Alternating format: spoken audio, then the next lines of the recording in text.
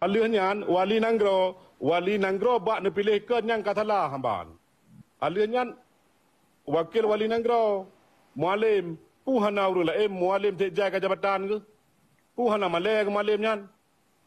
Jadi awak dro ne kan klo kan muda awak dro ne puklo dro ne pukdau dro ne.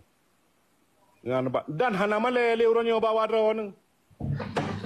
Rata tago ke bangkai kun. Jadi meno bet nempu musuh dro dengan kamu rakyat nambang. Mia katelat ya tama-tama. Kamu bagah-bagah. Kritik untuk kebaikan silakan. Jadi uronyo bono nalong dengar dro ne pegah banjage. Nyo. Idro ne pegah ngan Jakarta masalah haji. Banjage depu masalah na habis banjage depu masalah undang-undang PA, UU PA.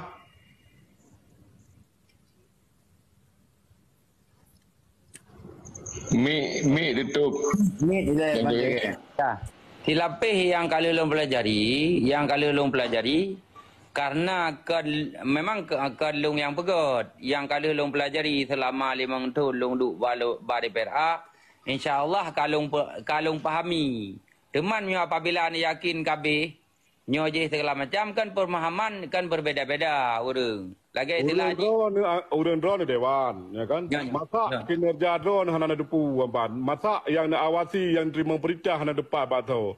Uronyo urang drone be yo nele kepada pimpinan nu. Uronyo urang drone beune male be le ni petu negawi samban. Uronyo Aceh ka kaje ke bubur amban be ne press dia ke ejeri amban. Hayang ke lagi lembaga no. Urang Aceh kan musuh urang drone. Amban. Urang Aceh kan musuh urang drone. Benantit urang partai lain kan musuh urang drone. Uronyo urang drone merasa dengan parlok lain risih ni. Silakan nedamang rata partai urang drone amban nyak jin kuasai lagi saut. Putra salah haji urang drone lagi hi sang Aceh nyo nak pegang ke kelompok thang muah nampak jadi kan hanjit na manu agam lain nampak tapak hanjit ni kuat lewat ro nang nah alihnya wali nanggro bak ne pilih ke yang katalah hamban alihnya wakil wali nanggro mualim puhana urula mualim tejai ke jabatan ke puhana malek mualimnya.